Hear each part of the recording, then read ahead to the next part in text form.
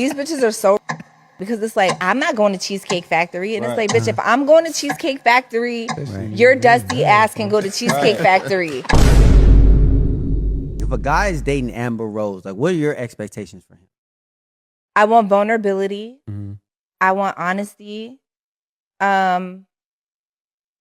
We have to have sex at least 5 days a week, minimum. Respect. I just feel like that's like you're bonding with your partner. You can't just like not have sex with me, like, and have hella days off. That's kind of crazy. I agree. I don't really care about money like that, but I still want to keep it like exciting. Right. You know, I want it to be like, hey, I'm coming to pick you up. Let's go to Wendy's. I don't give a shit where we Wendy's? go. I don't give a shit where we go. I don't Wow. care where we go. So you're not like I'll I gotta sit go in to the, Nobu.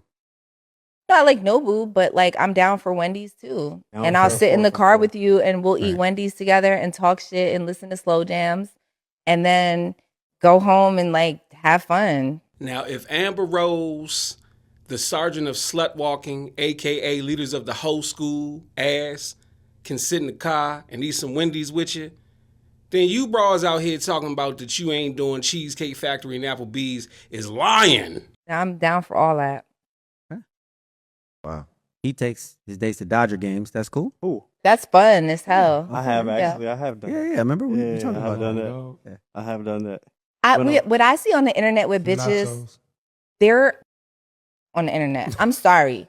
These bitches are so because it's like I'm not going to Cheesecake Factory, and it's like, bitch, if I'm going to Cheesecake Factory, your dusty ass can go to Cheesecake Factory. Exactly. I'm down for Cheesecake Factory. They got some great food. Hey, Cheesecake That's Factory crazy. solid. I want Denny. I want the fucking what's the slam? The You go Grand to Slam. I want the whole thing, Moving on to bro. Miami. Look, he said Denny's. Like, nigga, you I want know, Denny's. Like, I want the different. You need fucking to sausage spread more links, wisdom bro. to these women. Right. Nigga, get you a grand sandwich, go There it crazy, is. folks. Hell yeah. Ain't nothing Crazy wrong with Denny's some 4 promo for right 4 now. from Wendy's. Niggas throwing out These great girls are, sandwiches. and you know what? They ruin it for women like me. Right. They really do, because I look at these bitches on the internet and I'm like, I'm actually a real lover girl. Like when I really care about someone, I'm all in. Right.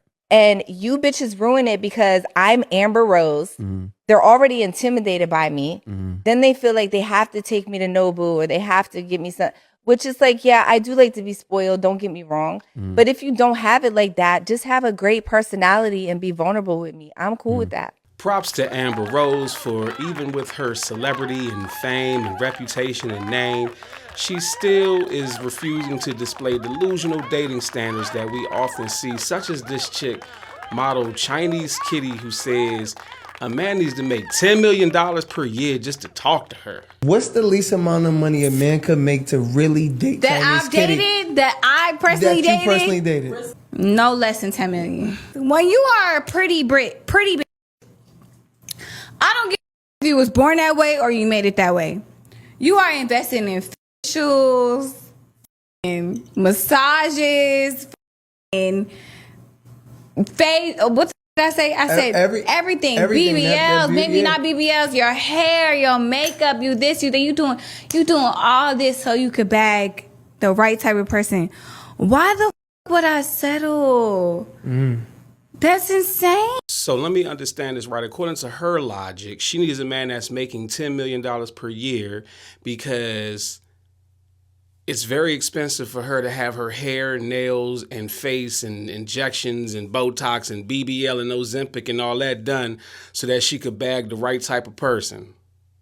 But if she already has the man that's making that money, who else is she trying to bag? You see how the logic is not logicking here? That elevator, it didn't even make it past the 3rd floor. I'm going to just be completely honest.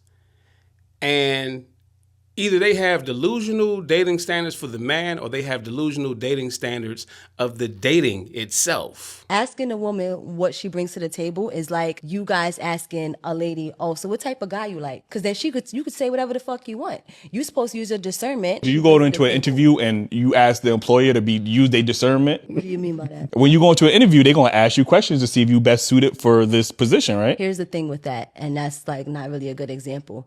Because we talk about relationships Relationship is dating. It's a job. It's a form of interviewing. Is a form that is a form of interviewing. Like, It's a very good analogy. So with the job, you can act. The veil can come on and off. People act when in you're relationships. dating. That's the same thing in relationships. On the job, Yeah. you may be able to fool me for those 8 hours, but someone I sleep with can't. That's a lie. They fool that, Girls in Atlanta are very difficult to deal with because their expectations are astronomical. When I first went to Atlanta, I couldn't believe how progressive the women were down there. Like it was like I was like, every girl out here got a car, got a crib. They doing good. When did you go? When I first started coming to Atlanta, like 04, 05. Okay, Right. yeah, Okay. Things not as much as they were then. I meet a girl today and she already asking me to help with her bills right. before the I first think date. that's- So let's say you come down there in 04 and everybody, like you say, buying people purses, buying people cars, putting people up, then it don't work. That goes away. Mm-hmm. And now, instead of them working on what they could have been doing to occupy their own life, bossing their own self up, they was really kind of depending on whatever was going on, and that's out the window now. So until they meet something that will, subsidize, they just kind of, you know what I mean, subsidize. And this is T.I. saying it, who's been married for a minute. And he still remembers the days of when he was outside, that these women was still operating the same way. I would say it's even worse now, especially in somewhere like Atlanta where everybody's a celebrity. Everybody got motion. Everybody got something going on. The women and the men. And it used to be the women want men that make more than them. Now the man got to have more ambition than them. Now the man has to exceed the woman in everything, in every possible category. And you would think that that's a good thing. You would think that that's a positive thing. But the reason why it turns out bad is because you have modern women that want traditional outcomes from men, but they themselves are not traditional. Let's hear what a grandma has to say about the women these days. What's the difference between the women now and the women back then in your generation? In my generation, now women are going out. They jumping from man to man. Society has messed them up so much because they think that their body, getting this cosmetic surgery on their body makes them, they trying to make themselves be something that a man will want. And I want to let you know, if you with a man that wants you for that, that ain't a man. When you find a man that wants you for your heart, you got yourself a man. But looking at your body and then, they enhanced it. Because guess what?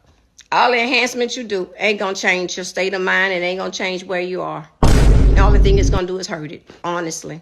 And I would say that she forgot to mention that a lot of the women out here that we're talking about, not the majority, not all, but a lot of the women out here, especially ones that the culture and the society and the mainstream seems to push, they don't actually want a good man. They're not actually looking for a good man. You have women that will literally choose a cheating athlete over a loyal average man.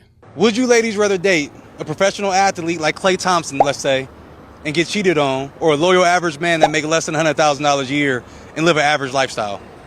So me, I would probably date an average man, because at the end of the day, if you combine two average people, right? And I don't know what average means to y'all, but I'm in the military, so I would say that I work pretty hard on a day-to-day basis. So yeah, like I would date. I mean, I don't know about average. I don't know. But I work hard, right? So I think that a 2-person income household, we could achieve a lot, right? So I'm not trying to get cheated on by an athlete, right? Because everyone knows what that comes with.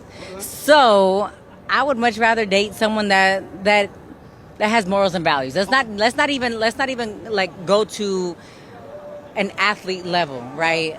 That's what I'm going to keep it to, is someone that has morals and values. I got my income, you got your income.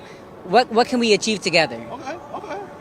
Morals and values had nothing to do with the equation. The question was, would you rather be with an athlete who will cheat or a loyal average man? Athlete, average, athlete. Those are the two options. Those are the two sides of the spectrum. And the inability to answer honestly lets you know that it's cap. They don't want a good man. They will fumble their good man. I was a selfish bitch in my marriage. I've been divorced now almost 4 years, but I was married to my ex-husband 16 years and with him 18 years. And again, I was a selfish bitch. Nothing was ever good enough. I took him for granted. He seriously rolled out the red carpet for me. He was sweet, kind, generous. He told me how much he loved me 5 times a day. He told me how beautiful I was every day. If he'd wake me up in the morning, because he knows I love massages, wake me up rubbing my shoulders. He'd rub my feet every evening while we were watching TV. If I said, for example, oh, I'm craving a Dr. Pepper, he'd be like, okay, let me go to the corner store and get it. He adored me. He was amazing. Like, on paper, it's what every girl wants. Seriously. And yeah, I took it for granted. And now I lost that, right? And I carried a lot of guilt because I caused it. That's my biggest regret in life, is not saving, the whole family aspect. The grass is not always greener on the other side, ladies. It's not, I'm good now. I feel great. And he's super happy with his girlfriend. And honestly, I could not be happier for him, because he deserved to be loved and cared about and respected, as he should have always been. So I'm so happy that he's happy. Anyways, what I'm saying, ladies, the grass is not greener on the other side. If you have a good guy, take care of him. Take care of him. Trust me. There's nothing good out in these streets. Nice. That's not really a thing. So you thought it was like almost a red flag that he was too nice? I think I was just like not ready to accept all of that yet. I was like coming out of that, like a long relationship, a divorce. Like I was just like chaotic. Yeah. I think I needed some chaos first. Yes. Meeting a nice guy that's actually going to treat you well. You're like, wait, can you pause for 2 seconds? Yeah. Let me I'll get my be shit back together and I'll come back. Yeah, totally. Okay, wait.